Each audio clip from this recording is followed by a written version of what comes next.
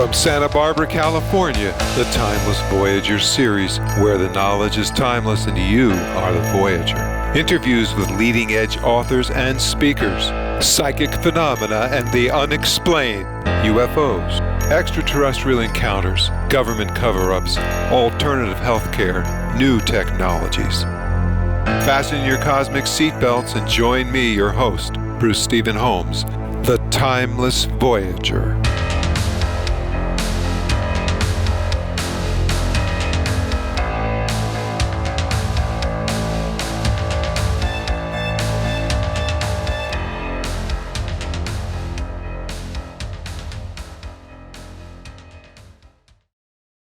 Hello, everyone. Bruce Stephen Holmes, the Timeless Voyager. My guest today is Elly Molina. She has authored 2 books, Children Who Know How to Know and Annabelle and the Domino. She is a speaker and has a weekly podcast, Ask Elly, Intuitive Insights. Finally, Elly is a researcher and a visionary. She is paving the way with her research and background in education, teaching children and their parents to trust their intuition and develop conscious awareness. Elly is creating cutting-edge programs that can harness the skills like remote viewing, telepathy, telekinesis, and others to be applied in everyday life. Welcome to the show, Elly. Oh, thank you so much for having me today, Bruce. I'm really excited to be here. Great. It's good to have you, and I'm looking forward to this. So let me start out by saying this. You say that everyone has psychic abilities. It's just that we don't use them or don't know how to access them. Well, we're all born with them, and it is just as natural as speaking, tasting, smelling, feeling. It's one of our senses. It's probably our first sense, even though we consider the 6th senses, but I believe it's one of our first. And so it is there, it exists. And then as the child grows and starts to develop and gets older, it is ignored. And most parents don't use it. Most people don't even recognize it. And then over the years, children begin to lose it. And then when we reach adulthood and we're back to, oh, gee, I knew that. I knew it. I needed to trust my intuition, but it was there all along. It's almost as if you're learning to think about it as a child, learning to speak a particular language. And then the child goes somewhere else, and then they lose that language, but maybe it comes back a little bit later or quicker when they're an adult. So it is a skill that is there, and then it is lost, and we need to regain that skill if we're interested in regaining that skill. So you have developed methods, I guess, to allow people to access them. You say it's simple, but sometimes belief systems and fear have an effect of, I guess, obstructing them. Absolutely. And just conversation. Remember, we know there's so much that we know now about the way that reality works. We know that language creates reality. That's a given. And if there's anyone who still, has doubts about that, well, that's something that someone may want to take a look at and see what is it that you don't believe about that or what is causing a doubt there. Language creates reality. So as we speak what we speak, we are putting things into reality. And children start to listen. Babies, when they're in the womb, they're in their mom, they're beginning to hear. They have auditory abilities as they're developing. And so they're listening to conversations. And then by the time they're born, these they learn to speak the language. And if a parent has a belief or a knowingness that everyone is intuitive and everyone is psychic and everyone has these abilities, well, that belief, that conversation is going to be prevalent in the home between partners or people or friends. And the child is going to hear that. And just the way some children grow up believing in Santa Claus and get all disappointed, children who learn to accept or believe that we all have telekinetic, telepathic, psychic powers, not even powers, abilities, they're going to be the ones who are easily going to be able to use it and develop it. That's really interesting. And the fact that when I hear it this way, and I'm sure the people that are listening, all of a sudden it occurs to them, well, of course, because how do we learn anything about our perceived reality? We learn it through listening to the people around us, experiencing it that way, and we look to our mentors, our parents, our even our siblings, and certainly teachers, and now, of course, social media. All of these things come together and they form our belief systems. And you say that that the child's natural belief system Mm-hmm. is that this is okay. This is why I guess they have. Um, I was going to say, well, see, we again, if you said that their friend who was invisible was an invisible friend, that would be one thing. So you're not negating the fact that they have a friend.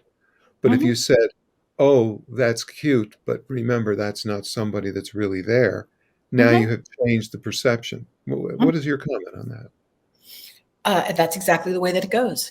So if you remember think back to the movie, if you've ever seen it, The Gods Must Be Crazy with the Kalahari Bushmen, who have this ability to click in their language. We cannot recreate that now. At least I couldn't, even if I practiced. But yet it is so natural and normal for the child growing up in that particular culture that it's not even a thought. Like, how could you not be able to do that? So if you had a child who is growing up and learns that there is so much more than what we see with the limited vision of our eyes. I mean, like Bruce, if I didn't have a thing here, I wouldn't know what's going on. If I wasn't looking at a screen, I wouldn't know what's happening behind my head. I don't have vision there. So if we're walking around with 6 inches of vision, are you going to tell me that there are not other things that we can see if we were trained differently? I mean, just think about it. And so the psychic abilities are not just contained within our eyesight. I mean, it's feelings, it's auras, it's surrounding us, it's all around us, it's connecting into higher intelligence. Now, we know that all of these things are real and exist because we've got plenty of people who talk about this the way that other people talk about the weather. Okay. So um it still amazes me that there are conversations that I have almost where people like I'm convincing them. I mean, like, really? Okay. It's like, really? When everyone does have all of these experiences at some point in their life, everyone. Yeah, it's interesting that you say that because the reality is that unless this is probably a special case, every person has had deja vu, which Mhm, everyone goes, wow, that's weird. It's not mhm, really weird, but it's weird because they're not experiencing it all the time. But many people have this ability to, let's say, know or think about, I should call so and mhm, so. And the mhm, phone rings and it's that person. mhm. And everybody goes, whoa, that's really weird. But it's Right. not weird, is it? No, not at all. It's very normal. And there are cultures that rely back in the day before we got down there with our technology that relied solely on telepathic communication. And they're historically relied solely on telepathic communication, and they still do. So we can teach this. It's not even teaching it. It's like, okay, yes, a child learns how to read, a child learns how to speak. So now we can actually just say, okay, fine, you're born with this ability, so let's use it. let's fine tune it. Let's see what we can do with this. So Do you, I'm gonna, yeah. Mhm. well, I was just going to say, do you think that the fact that we have telephones, social media, computers, all these devices for communicating, that has, in a sense, I don't like to use the word obstruct, but I think obstruct is a fair word to use. Do you think that has obstructed our ability to use the natural abilities to communicate, including, uh, well, all the abilities we've talked about so far? I wouldn't say that. So I'm going to phrase it differently. I'm not Sure. going to say that it's obstructing, because the beauty of it is that if we're messaging somebody, we can, of course, text message somebody at the same time that they're messaging us, and we can have that. That's like proof. So that is like, oh, look at the evidence. We are telepathically connecting right now. So it can be looked at. Oh, wow, this is a really wonderful way of confirmation, having evidence, right? Back in the day, when we're on the phone, I was just thinking about you, but it's not quite the same evidence as looking at an email coming through and a text message going out at the exact same moment, and that it is recorded on the internet. So that to me is exciting, to use it as evidence. For me, the downside is that there's a dumbing down of people, but that is a whole other conversation. So that leads into the non-thinking, not being present, turning into reverting back to, not even reverting, like never leaving the space that we're in, of sleepwalking, automation. We are 99.9% habitual beings, saying the same thing, thinking the same things. Everything is automated. So the actual concept of being present is not really taught, and most people don't know how to be it. They use the word, but they do not know what that really looks like.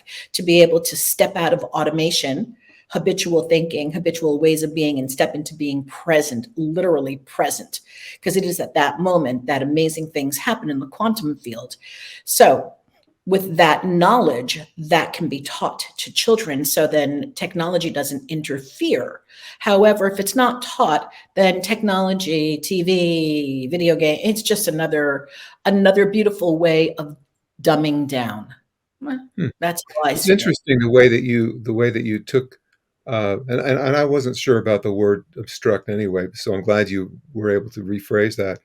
But it was interesting to see the example of texting, because the way that you used texting was that I was communicating a thought to you, and but you were not. But now the difference would be, let's say, instead of you receiving the thought without help, I'm thinking of the texting as taking the place of what is already there. But you were not saying that, were you? No, I'm saying, no, I don't know, maybe I'm not understanding. I'm saying that these two things are happening simultaneously. All right. I'm texting you, you're texting me. And then, so basically, we are on the same frequency. Our thoughts are Right. now pathically connecting. And the evidence is that your text is coming through at the same moment as my text. Okay. And so I was off on a different tangent there. I was talking about the idea that to me, or the way that I was describing it, was I was thinking of texting taking the place of, for example, Clara audience. Oh, I see. I see. No, not to me. All right. Because you're just Okay. like, you Well, know, hey, yeah. that's I, all right. It's good. We're learning a little bit here about I'm just each thinking, other. yeah, so what I hear, it wouldn't be, to me, it's not taking the place of, because you're getting those thoughts. But now to me, it's just like, whoa, I'm communicating right back at you. So it's not Hmm. like me getting those thoughts and then sitting there with them and wondering and then not being able to communicate. That's a different realm. You're right. That's a different realm. Okay. All right. So Hmm. one of the things that I noticed was that you believe that children are naturally in the alpha state. Oh, that's And documented. All right. So right, that's right, science. right. Right. That's science. Hmm. Well, that is science. The children are naturally in the alpha state.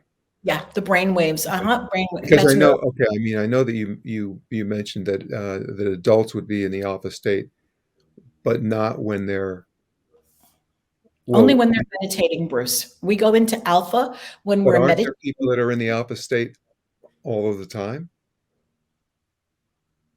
I mean, Um, there are, it's okay, I know, possible. yeah, It's possible, but for the most part, let's say we're talking brain studies. Okay. So if sure, we take the average, if we take the percentages, there's always going to be an exception to the uh-huh, rule. But mostly, if we're doing brain science, we're going to see that 90 some odd percent, 99, 98, I don't know the statistics, are in beta brainwave after puberty. hmm, Beta okay, is well, that's interesting. Now you say then that that the natural access to psi abilities is, I guess, not in alpha. no, it is an alpha. It's an alpha Okay, or it is an lower. alpha? But what Mhm. about theta? Isn't theta one of those areas also? Yes, it's an alpha and theta. It's what I'm saying is that it is Okay. not beta. Okay, so it is in the Okay, lower. no, we're agreeing. We're agreeing. I'm just kind of like trying to Yeah. get the statement together. So I guess the point is that you um, are taking this one step farther. Then you're saying that children can develop these abilities beyond what their adults can imagine when the children are fostered and nurtured in this natural alpha state. Mhm. Yeah. And most people wouldn't think of that. That's why I was bringing it up. Mm. This is what you're doing, basically. Yeah. Is You that know, correct? Or yes. So for me, it's so I forget that, like, how we think that everybody knows what we're talking about because we talk about it all the time. So for me, this is my world. I live in this world. I do psychic readings during the day. I do um, all kinds of manifesting and magic and take my clients through quantum leaps and work with the children in this field. So it's almost that for me, this is so normal and natural that I forget that other people don't have the same perspective. I lose perspective that other people don't have the same perspective that I have. So, okay. And so you're always a wow, you're lucky and we're not. I don't know. You're not no, saying that. no, not at You're all. saying that we can, yeah, but you're Oh, saying we can actually develop that if we were, let's say, not only listening to this broadcast, for example, but began to try to apply this either through learning from you or other people. The point is that these psi abilities can be developed. And I think what's most important about your work is that you say that it creates compassionate young people with levels of high esteem, confidence, and compassion. mhm. What's it do for us old adults? And emotional intelligence. Okay, when Yeah, done let's correctly. talk about that. Let's talk about that because you talk a lot about that, and I think it's time to get there. So for me, let's look at it from a child, right? We look at it as developmental. So we know with the behavior of 2-year-olds, we can go back and look at behavioral um, books and cognitive development. And we know that 2-year-olds throw temper tantrums. This is, 3-year-olds start asking questions. And we can go through the whole thing, but we see that the behavior of a 5 and a 6-year-old, 4-year-old is there's a typical behavior that is associated with that age. Example, I don't want to do this. No, you can't make me. I don't want to. That is that's a young age conversation. With emotional intelligence, awareness kicks in, and the chronologically older person has the awareness that that is a very young age conversation. So, a person who goes through life without having knowledge of conversations, how old they are being, who are aware of their behavior, who are unaware of their emotional behavior can become become older adults who are in older bodies and still acting like young children. We see it, we see it all the time. And, one of my favorite examples, and this is where I was like old enough to date myself, if anybody remembers who Nikita Khrushchev was.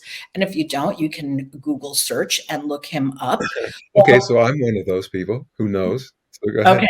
All right. Well, there's so many people who don't, No, of right? course, But of course.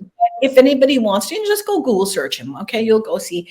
Anyway, I remember being a young child. I don't remember exactly how old I was, watching a black and white television set, and Khrushchev was at the United Nations giving a speech. And he was so upset that he took off his shoe and started to bang on the podium. Now, that would have gone viral back in the day. It did go pretty viral for what we had on Sure TV. did, yeah. That was a beautiful, beautiful example of lack of emotional intelligence. Why would a 60 or 70-year-old man at that time have to take off his shoe to bang on a podium to get attention? How old is that behavior? What is the behavior of that person? Yeah, 6, 5, but yet here he is publicly an official. So you see, these are the things that I teach because emotional intelligence allows us to control those infantile, and I don't mean this in any sort of negative way. I'm talking infantile in Sure, developmental. no, you're explaining it very well. Oh, thank you. This infantile behavior in an Yeah. adult body. And we've seen this with many presidents. We see this with many politicians. We see this with a lot of people, many, older adults. We see this at nursing homes and they're fighting over seats like they did when they were children. All right. And it's not because they're old and senile, it's because they lack emotional intelligence. That's and that's good because I wanted to ask you what your definition of emotional intelligence was or is, and you did it really well. I don't have to go there now, but I noticed that you say that it creates emotionally healthy, Hmm. mature adults Hmm. and affects overall intelligence. Hmm.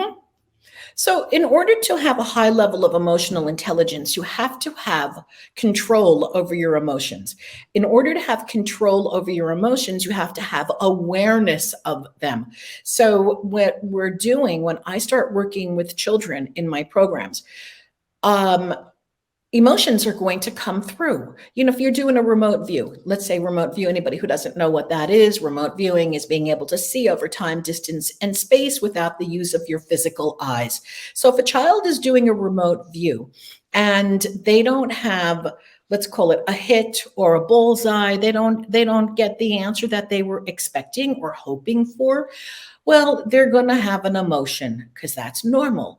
And so, what we do in the program is work with those emotions, identify those emotions, learn what to do with those emotions so they do not interfere or then carry over and created stories. Oh, I'm not good enough. I can't do this. Let me throw it away. Let me not do it again. All right, those are normal emotions for young children. But when we get a little bit older, we want to start, even young children can learn how to work with those emotions if they are given guidance. And that's part of the program because a lot of that is missing. I can go off on a tangent now. In schools where teachers are working with 30 some odd children, there's no time in most cases to work on emotional intelligence like that, having kids have temper tantrums. So normally what happens is that the kid just goes into timeout or they are put in detention later when they're older. There's always some sort of punitive behavior as opposed to It's like work. I was thinking to myself, just to interrupt for a second. I was thinking to myself, you said time out, and immediately I thought to myself, well, that's what prison is. Prison is a time out. So that's how you do it for adults. Yeah, it's the institution. It's just, school is education. School is an institution, whether you want, no matter what you want to call it. And so when a parent has emotional intelligence, higher levels of emotional Mhm. intelligence, at that moment where a kid's having a temper tantrum, that is the opportune moment, even if they're pre-verbal, to hold them or to have conversations with them as to what is going on really quickly. It doesn't have to be a reaction, time out until you calm down. It doesn't have to be that way. But Do in you order do you to think I'm sorry, we're just no, full it's of good. questions today. We need to know this Um, and not to do that, right? Because yeah. we raise our kids the way that we've been raised and the way we Yes. so yeah, so there's got to be more education. So as parents, you need to understand that not only is what you do being learned, but if you don't understand that now, when you become a grandparent, you don't have to become a grandparent to have it happen, but what you do start seeing is that your older children are doing that very thing that you should have done something about then. Now, is it too late? That I mean, because you actually say it's probably not too late, but is it? Well, let me just ask you that. Is it too late? Not if you have conversations with people. Okay, no, it's never too late. Because people, once a person becomes an adult, Hmm. this is what I've seen. And you said, okay, just back up for a second. When you said it's this adult body with the child inside it running the show. You didn't Hmm. say that exactly, but I mean Hmm. that's I think what you were Hmm. saying. Hmm. Hmm. So so we're basically pretending that we're adults all Yeah. of the time, actually, because we can, because we realized that we took a certain stature. I remember one time when someone said to me, I probably was about 25, and I was in those days I was a full-time musician and I was doing all kinds of things, and I said something about this production to the producer, and he said, "Well, yeah," he said, "that's a good idea, but you're not actually old enough now." I couldn't believe that he said that. So I thought to myself, well, I wasn't going to argue because it was not the place to argue, but I thought to myself, this is not right. Just because I'm only 25, my idea is fine, is definitely relevant. Yeah. Yeah. And so if we take that, well, we take that example. So he at that point was just taking the idea that because he was older and looked older, that made him like, and I always give this example, I was like the kid in third grade taking directions from the kid in seventh grade because when you're in seventh grade, you know more, Hmm. supposedly, than the Hmm. kid in third. Right. So Right. this Right. is what's happening around us, though, and then we're seeing it. Now, this is what I was going towards. With the advent of social media and 24-hour news cycles and everything, children are being exposed to adults that are acting like children Hmm. and I guess accepting it. Certainly seeing it really big because media makes everything so much bigger. It's one thing to have your uncle like that and everybody goes, "Oh, well, that's uncle blah blah blah. Don't take it so seriously." But when it's not your uncle, when it's a guy who's a senator or or the president or an ex-president or whatever, all of a sudden it's bigger than life and that has a major effect, doesn't it?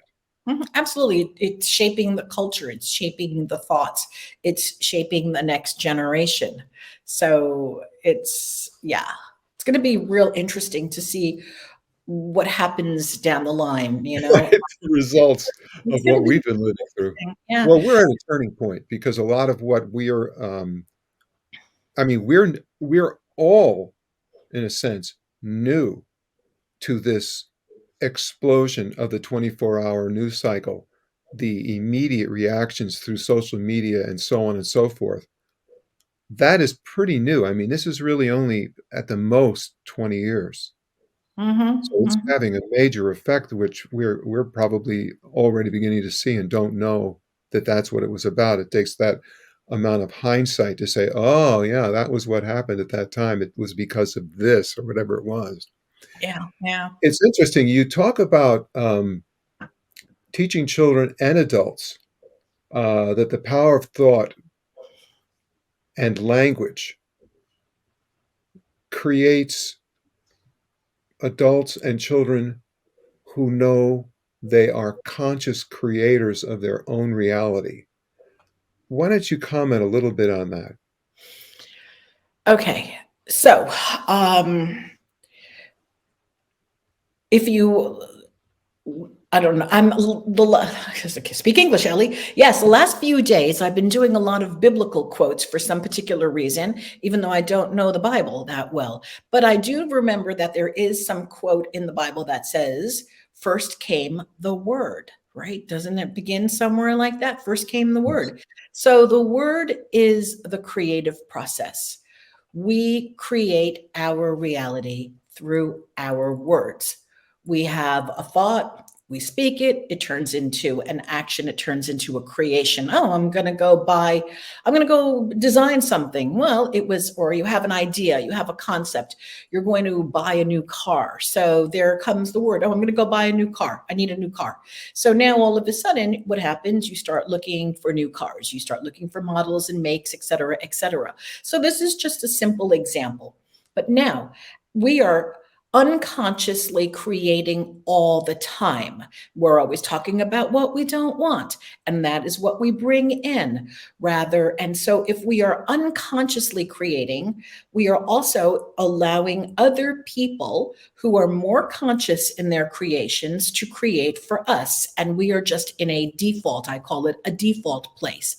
Now, when we're doing this work, the work that I teach, it is teaching children and adults about becoming conscious and focused and present to their vocabulary, present to their thoughts, present to their situations, but mostly present to their thoughts and words. They can then choose to become conscious creators, what they speak, what they think, what they do, who they are, who they're being. And that leads to a whole different result than just being in a big sleeper state. Let's call it like that. Okay. Yeah, So can I do a little tangent? Um, I remember, absolutely. I remember Abs- back in the day when I was studying the fourth way, which is the teachings of Ouspensky and Gurdjieff. And Gurdjieff was a philosopher from the Middle East and Russia. And he coined, I don't know if he was the first one to use the vocabulary, but the teachings come down through him a lot, probably based on things that he learned when he was in India and in the Middle East, is that we human beings, even though he didn't have neuroscience, we are asleep. We're in this automated sleeper state. And in this sleeper state, we're really unconscious. And so we are traveling around doing things. Just think about when you're, again, really typical example, when you're driving and you know how to drive really well, and you're driving now 2 hours, and then all of a sudden you're home and you don't have any recollection of driving 2 hours to get home. It just went like that.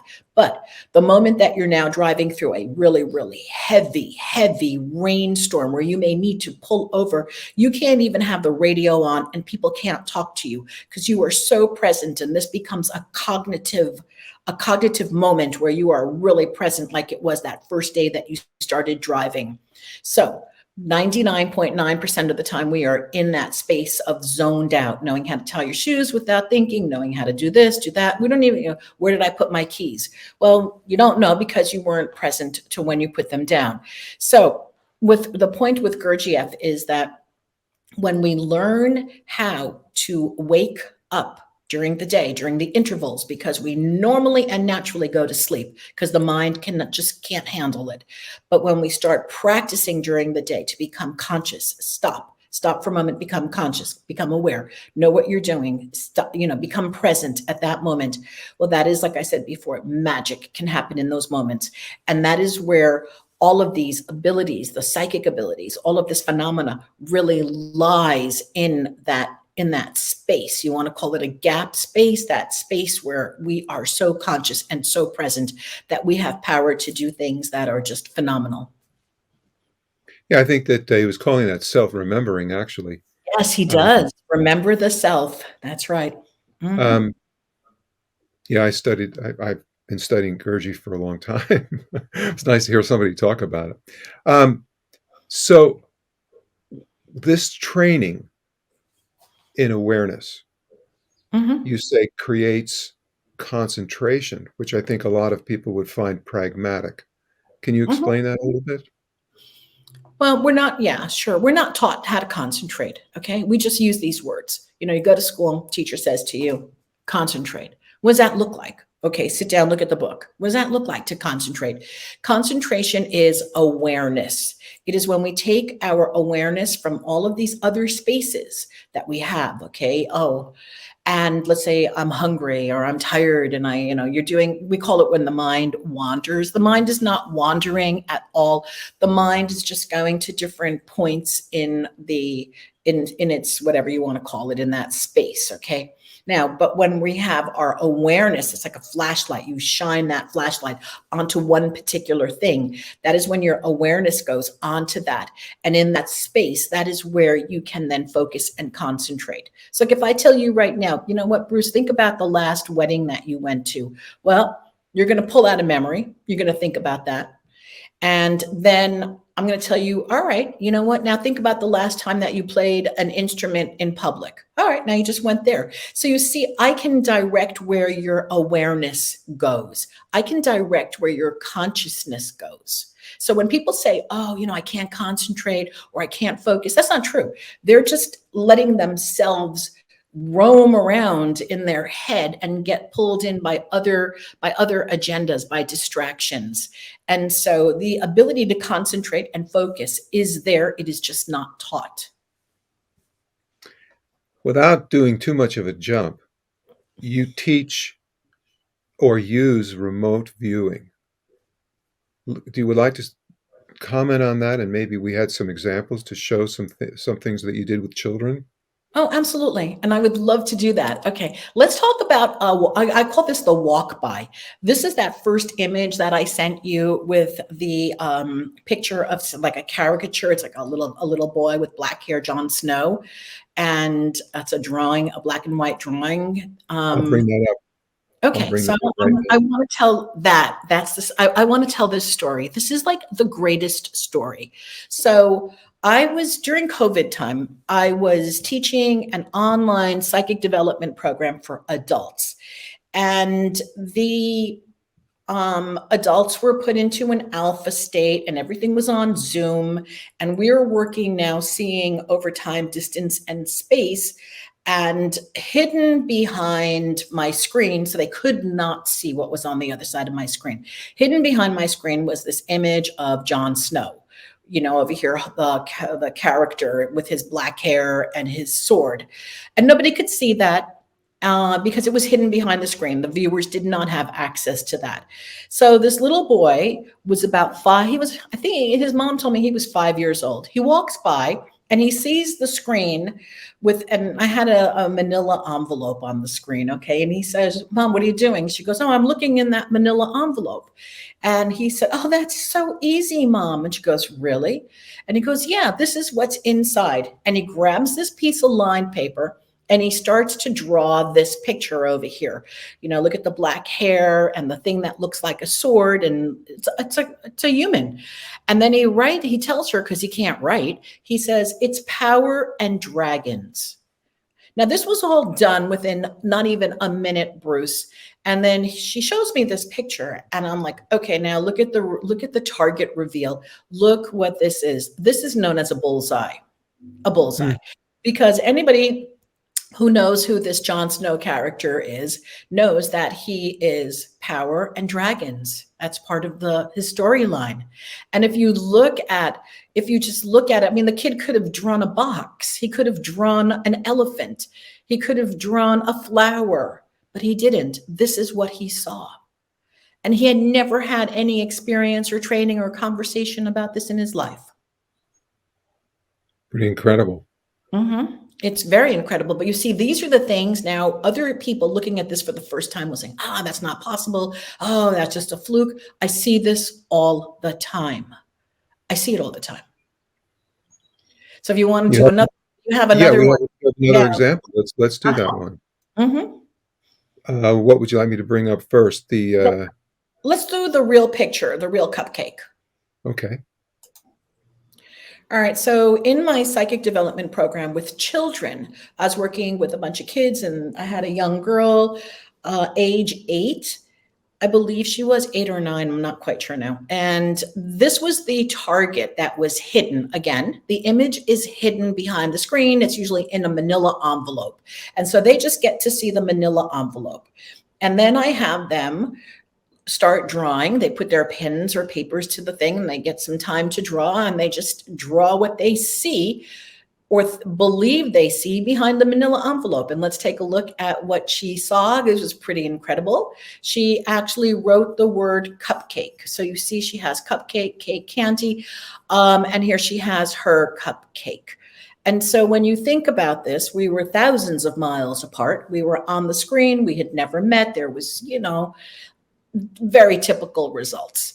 And I could go on, and I actually do go on when I'm presenting at the International Remote Viewers Conference. I always love to show these images, the new ones that are being done. Only the good thing about being at the International Remote Viewers Conference is that I never have to tell anybody this is real, because they just know it. Okay, it's like, oh yeah, a given. This is a given. Of course they can do this. All right, we need more kids doing this. All right, what can you do about that? So that's what I do. And I just had, just as a little aside over here, Betsy Chassie, who is one of the co-producers and creators of the 2004 film What the Bleep. I'm not sure if anybody remembers that movie, What the Bleep. sure. Yeah. So Betsy is doing a documentary right now. It's called The Galileo Project. And so for the Galileo Project, Betsy came over here to my home and in April, and then we had some remote views going on, and we had, I can't talk about it right now too detailed, but we did remote viewing with a child, and we're going to, again, just, it's so normal. It's so natural. It is just something that they know how to do. And when they are taught this, just imagine the level. Like I asked the kid that I was just working with recently, okay, he got a bullseye. All right, just like that. Again, same thing. He sees my blank screen, he gets an envelope, or I give him a number, and then he has the target. And then I said, well, after when he gets the hit, he gets a bullseye. And I said, how do you feel? And he said, oh God, I feel so good. I feel so great. I feel confident. It's like something happens in your body. Just, Bruce, when you remote view and you get your target right, something happens. There's like a reaction in your body. It's like, yes, I did it. A certain kind of feeling of superpower, knowing that we can do so much more than what we believe ourselves to be capable of. From spoon bending to remote viewing to out of body experiences to creating, to we're amazing. We're just so amazing. Humans are so amazing. Yeah, if there's this is great evidence, and I just want to go over once again, because I make sure that people understand.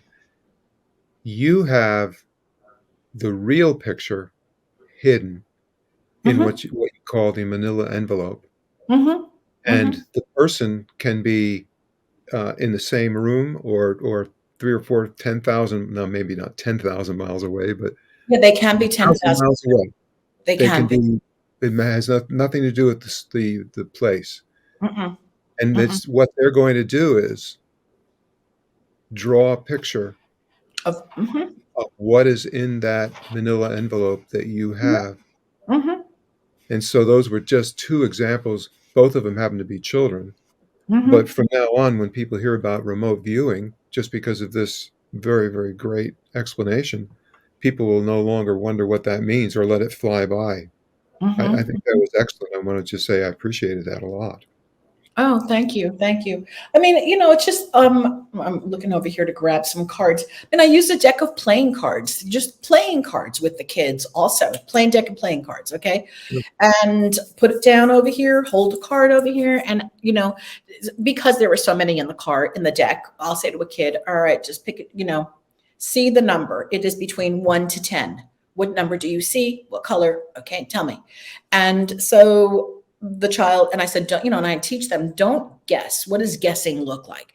Guessing looks like, oh, she's not going to pick a 4. It's going to be a 7. She likes the number 8. Okay, that's guessing. Okay, that's not how it works. What happens to me, this is how I describe it to the kids and to the adults. It almost comes, and other people get it differently, but I like to use this description. It's almost like a breeze, like as if somebody were to blow wind, and it was some wind would come through. And that is how this breeze of an image, a number, a knowing comes through. And if you trust that comes through on that breeze, you're going to be right. And then, then the beta brain kicks in while you're doing the work, which is, no, that can't be. I saw a 4. No, I saw an 8. Okay. Since we've done this a little bit, a lot of this information that we're talking about is in your book, isn't it? Yes. It's all in my book. Yes, Children Who Know How to Know is the name of the book. Yeah. You've talked a lot about what's in the book. Maybe you could just talk a little bit about the book specifically right now. Just something, just because it's important. This is the book. This is the book. Well, it's divided into 7 chapters, and it's a how-to book. And it took me a few years to write it, Bruce, because the scientific information I knew what I was writing. I knew what I wanted to, I knew what I was saying, but science wasn't catching up. And then I'd write a chapter, and like 2 months later, there'd be some article in New Scientist or something confirming what I had just said. And it was like, okay, I gotta rewrite this chapter just a little bit and put some credits on the bottom. Okay, this is from here. So bottom line, finally, it was in 2016 where I had finished this book, and it was like, okay, that's it. I don't care if science keeps catching up. It's ready to go now.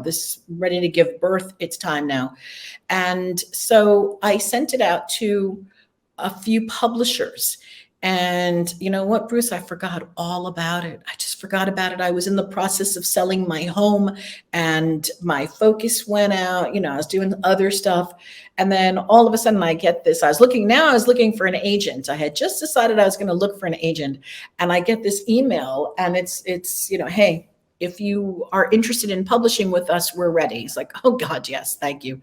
So the book is 7 chapters. It's a how-to book, and it is really easy reading and basic in terms of where we start with how we are all intuitive, and then the way the brain develops for children, adults. Then we go into language, go into the belief system. I go into something known as intuitive heart, which is it is a kind of similar to heart math, except that this intuitive heart was developed before heart math came about from the Edgar Cayce Institute, and it's not that well known.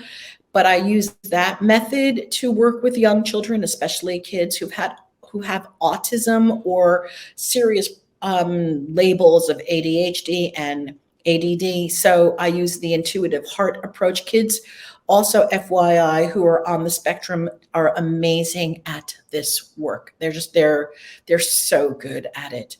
And then in the other chapters, in the last chapter, I talk about what happens beyond remote viewing and telepathy. So I talk about auras, out-of-body experiences, and other telekinesis and other phenomena, because I also work in the realm of telekinesis, which is moving objects over time distance, moving objects without touching them, which is the story of my other book, Annabelle and the Domino, which is I was just based. going to ask you about that. Let's talk about that.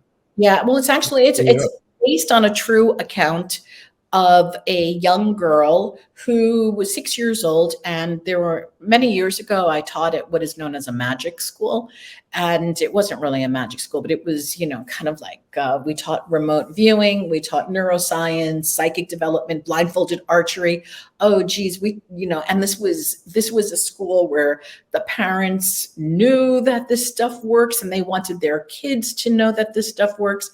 So there was a young girl at that school who practiced moving a domino with her mind. And this stuff takes time. But you see, If you believe this, again, it goes faster. So it's Annabelle and the Domino is the fictional story of a young girl who was able to move a domino with her mind. And I've only seen it done two other times with children uh, in my lifetime. So a total of three kids in my entire life. I've seen it with adults. Spoon bending is one example. I can do spoon bending myself, spoon bending, fork bending, I have taught that to adults. And that is that's easier to do than moving a domino. And when I do workshops, we use a spiral and we do it with energy work like that, which is kind of like Reiki, but again, you're watching the spiral in the glass move. So when that happens, you have a physical, you see that your spiral that's in this glass is actually moving and spinning. And it takes a lot of time and a lot of practice. So in my workshops, I've only seen two adults able to do that throughout the years. Again, it's not because they're not able to do it, it's just because it takes time and practice. So, if you're doing a workshop, how many hours do you have together? So first we have to get the belief, then we have to go into alpha, then we have to practice. So it takes time.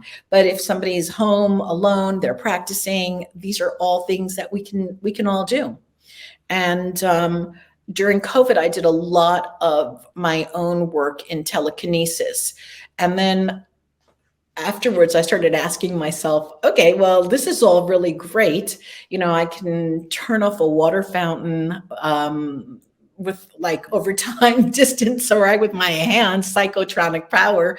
And I started teaching, and it was a lot of fun. So and then spoon bending. However, these are great now. I can do these things. So, check the box, but what would it take to be able to transfer these skills and abilities into something else that would be perhaps more exciting or more relevant to life? So that's where I started transferring it. And finally, before we run out of time, let's talk about your weekly podcast, because people should know that that exists. Oh, yeah. Oh, thank you. So I do a weekly podcast. It's Wednesdays at 10 a.m.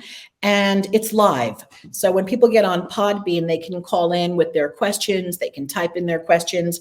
And occasionally, most of the time, I'll have a guest. And just for example, I always look to have people who are working in the metaphysical for the most part, but then I have other people who I have writers and there are other people that come, who writers and film producers and other people who have just used wonderful things to share. One of my favorite episodes, though, I did magical manifestation during March. And on that, on the podcast that month, I had three lottery winners.